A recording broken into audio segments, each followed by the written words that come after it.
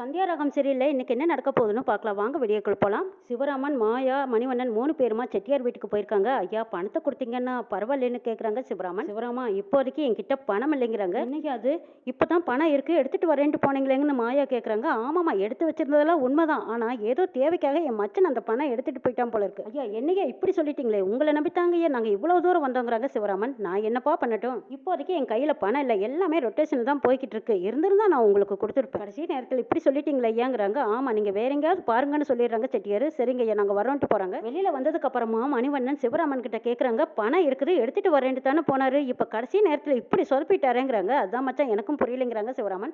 சரி விடுங்க, நான் எங்க அப்பாவுக்கு கால் பண்ணி பாக்குறேங்கிறாங்க மாயா. போன் பண்ணி பார்த்தா கால் போகவே மாட்டேங்குது. என்னம்மா போன் கால் போகவே இல்லையாங்கிறாங்க. ஆமா பிசினஸ் மீட்டிங்காக எங்கேயாவது போயிருக்காரோ என்னவோ தெரியல, போன் கால் போகவே மாட்டேங்குதுங்கிறாங்க மாயா. சரி பேசிக்கிட்டே இருந்தா நேரம் தான் போய்கிட்டே இருக்கு, நம்ம தெரிஞ்சவங்க கிட்ட யாருக்கிட்டயாவது கேட்டு பார்க்கலாம், வாங்க போலான்னு சிவராமன் கூப்பிடவும் எல்லாரும் கிளம்பி போறாங்க. சிவராமன் ரகுராமுக்கு தெரிஞ்ச பைனான்சியர் அத்தனை பேர்த்தையும் கூப்பிட்டு புவனேஸ்வரி யாரும் பணம் கொடுத்துடாதீங்கன்னு சொல்லி வச்சுட்டாங்க. அவங்க பேச்சுக்கு மறுபேச்சு இல்லாம எல்லாருமே சிவராமன் போய் கேட்கவும் பணம் இல்லை இல்லைன்னே சொல்லி சாக்கு போக்கு சொல்லி அனுப்பிடுறாங்க. எல்லாருக்கிட்டையும் கேட்டு சலிச்சு போய் நமக்குன்னு ஒரு தேவை வரும்போது யாருமே உதவ மாட்டேங்கிறாங்களேன்னு மணிவண்ணன் சொல்றாங்க. ஆமா மாமா நமக்கு தேவைன்னு வரும்போது இது யாரோ தடுத்து விட்டுக்கிட்டே இருக்காங்கிறாங்க மாயா. வேற போய்கிட்டே இருக்குது, கோர்ட்ல வேற பணம் கட்டணும், என்ன பண்றதுன்னே தெரியலையேன்னு நடு தெருவில் நின்று புலம்பிக்கிட்டு நிற்கிறாங்க சிவராமன், மணிவண்ணன், மாயா 3 பேரும்.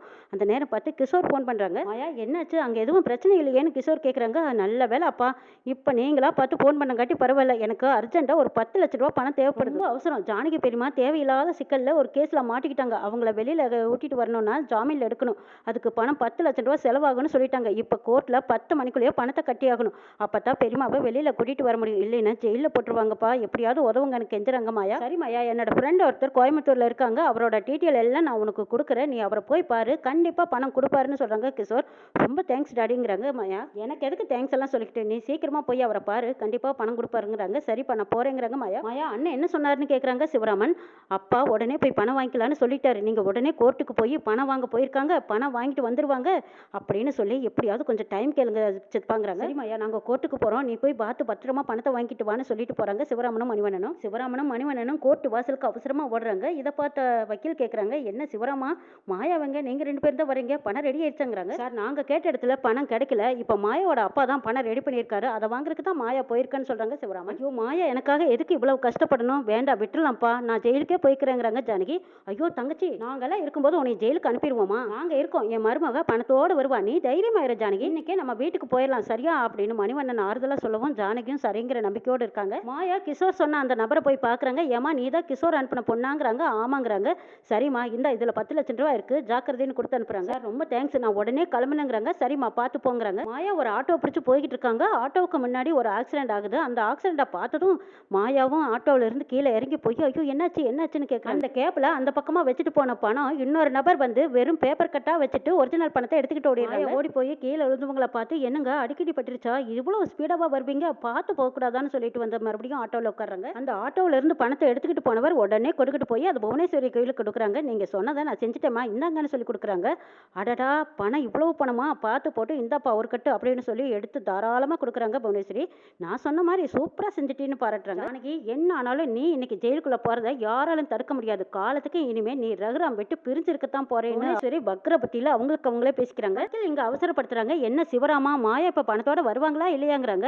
இங்கே பாருங்க என் மருமக சொன்ன மாதிரி நிச்சயமா கண்டிப்பாக பணத்தோட தான் வருவா பாருங்கன்னு சொல்றாங்க மணிவண்ணன். இன்னும் ஒரு 5 நிமிஷம் வெயிட் பண்ணி பார்க்கலாம், இப்போ வந்துருவாங்கன்னு வெயிட் பண்ணிட்டு இருக்காங்க. அங்கே ஆட்டோ வந்துருச்சு பாருங்க, மாயா வந்துட்டா அப்படின்னு சொல்லி எதிர்பார்க்குறாங்க. மாயாவும் பையோட வந்து நிற்கிறாங்க. சார் நான் பணத்தை ரெடி பண்ணிட்டேன், இப்போ இதை கட்டிடலாமான்னு கேட்குறாங்க. மாயா பணத்தோட வந்துட்டீங்களா, பணத்தை கட்டிடலாங்கிறாங்க. வச்சு பணம்னு சொல்லி அந்த வெள்ளை பேப்பரை எடுத்ததும் மாயாவுக்கு அப்படியே பகிர்ங்குது. மாயா என்ன ஆச்சுங்கிறாங்க. பணத்தை காணா, வெறும் வெள்ளை காகிதமா இருக்குதுங்கிறாங்க மாயா. மாயா என்ன சொல்ற, பணத்தை காணுமா அப்படிங்கிறாங்க. ஆமா சித்தப்பா இங்க பாருங்க வெறும் வெள்ளை காயமா இருக்குதுன்னு அதை காட்டுறாங்க. எப்படி போச்சுன்னே தெரியலன்னு மாயா அழுதுகிட்டே சொல்றாங்க. ஐயோ என்னது வெறும் வெள்ளை பேப்பரா இருக்குது, 10 லட்சம் ஆச்சு, எப்படிமா காணாத போச்சு, என்ன மாயா சோதனை இது, சரி நீ வந்தியா ஆட்டோ அதுக்கு இது விட்டுருப்பியா, போய் பார்க்கலாம் இங்கதான் நிக்குது, வாங்க போய் பார்க்கலான்னு சொல்லிட்டு போய் ஆட்டோக்குள்ள தேடுறாங்க. ஆட்டோக்காரன் சேர்ந்து என்னம்மா பணம் இங்கேயே வச்ச காணுமே அப்படின்னு தேடுறாங்க. எங்கம்மா வச்ச நல்லா யோசிச்சு பாருங்கிறாங்க. இல்லைங்க வண்டியில தான் எடுத்துட்டு வந்தேன், இப்போ அதை காணுமேங்கிறாங்க.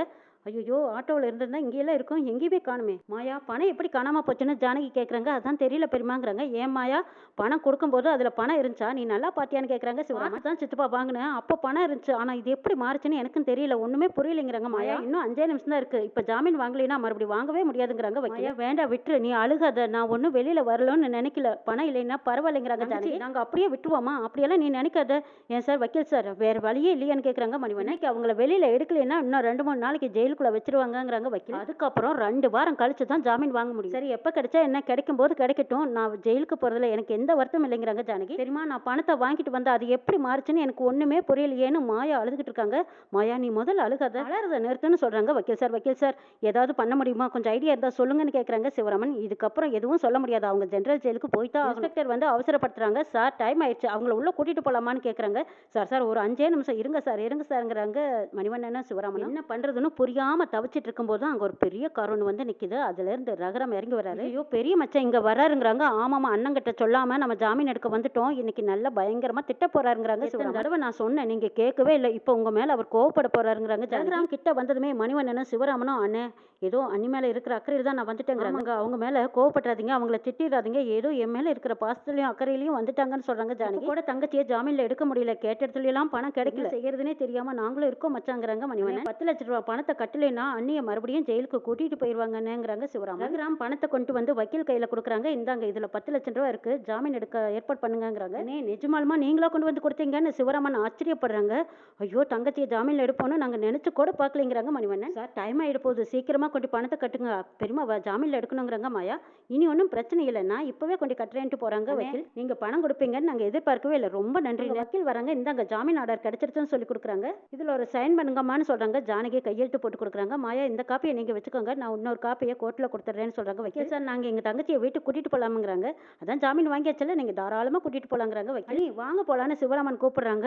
ஐயோ என்னது சித்தப்பா அவங்க கூட்டிகிட்டு போகிறதா சொல்கிறாங்களே அப்படின்னு சொல்லிட்டு மாயா சிவராமனை பார்த்து சித்தப்பா நம்ம ஸ்டேஷனுக்கு போகணும். மாயா அதுதான் வக்கீல் எல்லா விஷயத்தையும் பார்த்துக்கிறேன்னு சொல்லிட்டார்ல அப்புறம் எதுக்கு ஸ்டேஷனுக்குங்கிறாங்க சிவராமன். ஓ சித்தப்பா புரிஞ்சுக்கங்க பெரியப்பா பெரியமாவை கூட்டிகிட்டு போகட்டும் நம்ம தனியாக போய்க்கலாங்கிறாங்க. தலையை அசிக்கிறாங்க மாயா. மணிவண்ணன் புரிஞ்சுக்கிட்டாங்க. ஓ அப்படி சொல்ல வரியா அப்படின்னு சிவராமனும் புரிஞ்சுக்கிட்டாங்க. நம்ம போயிட்டு மரக்கடைக்கும் போகணுமல்லங்கிறாங்க மணிவண்ணன். ஆடா ஆமாம் அங்கேயும் வேலை இருக்குல்ல ஆனால் அண்ணி எப்படி போவாங்க வீட்டுக்குன்னு கேட்குறாங்க சிவராமன். மச்சான் வீட்டுக்கு தானே போறாரு மச்சான் கூட தங்கச்சி போயிட்டோம் தங்கச்சி மச்சான் வீட்டுக்கு தான் போறாரு நீ அவர் கூட போயிருமாங்கிறாங்க மணிவண்ணன். பெரியப்பா கூட போங்கங்கிறாங்க மாயா. ஜானகி தயக்கத்தோட போய் ரகுராம் கார்ல உட்கார்றாங்க. நேர கோயிலுக்கு தான் போயிருக்காங்க ரகுராம். என்னங்க என்னை கோயிலுக்கு கூட்டிட்டு வந்திருக்கீங்கன்னு கேட்குறாங்க ஜானகி. ஆமா போலீஸ் ஸ்டேஷன் கோர்ட்டுக்கெல்லாம் போயிட்டு நேராக வீட்டுக்கு போகக்கூடாதுன்னு சொல்லுவாங்க அதனால தான் இந்த இதில் புடவை இருக்கு கோவில் குளத்துல முழுகி எழுந்திரிச்சிட்டு இந்த புடவையை மாற்றிக்கிட்டு வான்னு புடவையை கொடுக்குறாங்க ரகுராம். ஜானகியும் மூக்க பிடிச்சிக்கிட்டு 3 முறை கோயில் குளத்துல முழுகி எழுந்திரிச்சிட்டு ரகுராம் கொடுத்த புடவையை மாற்றிக்கிட்டு வந்து நிற்கிறாங்க. வா ஜானகி சாமி பேரில் அர்ச்சனை பண்ணிட்டு வரலான்னு சொல்லிட்டு ரகுராம் ஜானகி 2 பேரும் சாமிக்கு முன்னாடி சாமியை கும்பிட்டுட்டு அவங்க கொடுத்த திருநீர் குங்குமம் சந்தனத்தை தாலியில் வச்சுக்கிட்டு அப்படியே திரும்ப வர்றாங்க. பத்திரகாளி மாதிரி வந்ததும் புவனேஸ்வரி வீட்டுக்கு தான் மாயாவை கூட்டிட்டு போயிருக்காங்க ஜானகி. பசுபதி ஜானகியை பார்த்துட்டு நீங்க எதுக்கு எங்க வீட்டுக்கு வந்தீங்கன்னு கேட்குறாங்க. நீ எல்லாம் ஒரு மனுஷனாடா ஒரு பையனுக்கு அப்பனா நீ பெத்த பையனை ஊருக்கு நடுவில் செத்துட்டான்னு போய் சொல்லிருக்கீங்க எல்லாம் ஒரு அப்பனா. ஏ புவனேஸ்வரி அந்த பொறுக்கி இன்னும் சாகல உயிரோட தான் இருக்கான்னு தெரிஞ்சுக்கிட்டு தாண்டி வந்திருக்கேன். கேடுகட்ட கழுதா உன்னை எவ்வளவு பட்டாலும் திருந்தவே மாட்டியான்னு பலார்னு ஓங்கி வர ஜானகி புவனேஸ்வரி கண்ணன் திரும்ப அடிக்கிறாங்க. திரும்ப திரும்ப ஜானகி கிட்ட அடி வாங்கி அவமானப்படுற புவனேஸ்வரி திருந்திருக்கான வாய்ப்பு கிடைக்குமாங்கிறத நாளை பார்க்கலாம்.